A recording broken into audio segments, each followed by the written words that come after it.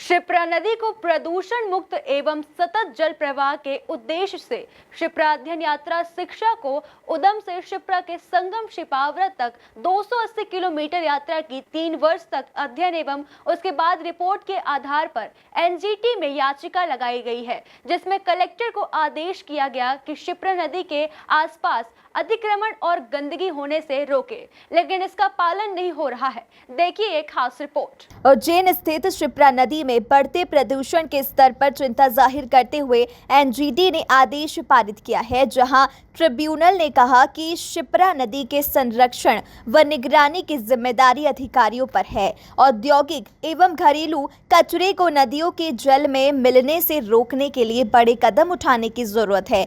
नियमों का उल्लंघन होने पर मुआवजे के निर्धारण से संबंधित दिशा निर्देश दिए हैं। शिप्रा को लेकर जो एनजीटी में पिटीशन दायर की थी, पिछले नवंबर में उसका डिसीजन आया, उसी को लेकर आज ये प्रेस कॉन्फ्रेंस आयोजित की थी।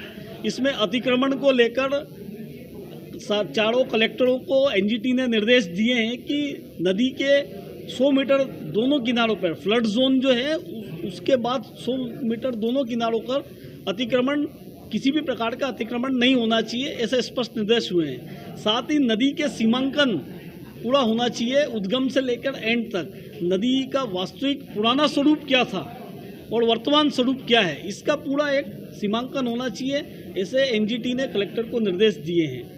साथ ही इसमें जो पर्यावरण के कानून का उल्लंघन कर रही है संस्थाएं, नगर निगम भी है या औद्योगिक जो भी इंडस्ट्री है, जो पर्यावरण नियम का उल्लंघन कर रहे हैं, शिप्रा को प्रदूषित कर रहे हैं, उस पर मुआवजे का भी बताया है एनजीटी ने, और साथ में कानूनी कार्रवाई भी उस पर हो, ऐसा भी उल्लेख अपने ऑर्डर में किया है। इसी के अतिरिक्त उद्गम से लेकर एंड तक एसटीपी जो शहर का गंदगी है वो शिप्रा में नहीं जाए, और जो नाले हैं या गंदगी जो है वो सीवेज ट्रीटमेंट प्लांट लगे और शुद्ध होकर ही जल नदी में जाएं।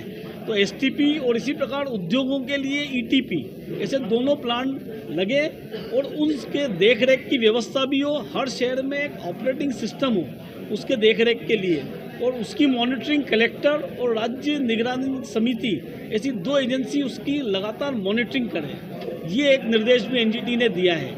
साथ ही शिप्रा जो है वो शिप्रा प्रदूषित हो रही है तो गंगा प्रदूषित हो रही है, ऐसी हमारी हमने अपनी पिटीशन में बोला था। इसीलिए नमामि गंगे के अंतर्गत शिप्रा को लेने का पिटीशन में हमने आग्रह किया था न्यायालय से, और न्यायालय ने उस बात को मानते हुए शिप्रा को नमामि गंगे के अंतर्गत शामिल किया है। बता दें कि मामले में लगातार चल रही सुनवाई में एनजीटी ने उज्जैन, इंदौर, देवास और रतलाम जिले के चारों कलेक्टर को नदी के 100 मीटर तक के दोनों किनारों के क्षेत्र में किसी भी तरह का अतिक्रमण नहीं होने देने के निर्देश दिए हैं। साथ ही शहर की गंदगी शिप्रा में न मिले यह सुनिश्चित करने और नदी के उद्गम से अंत तक सीमांकन के निर्देश भी दिए हैं। Bureau report, MP news, Ujjain.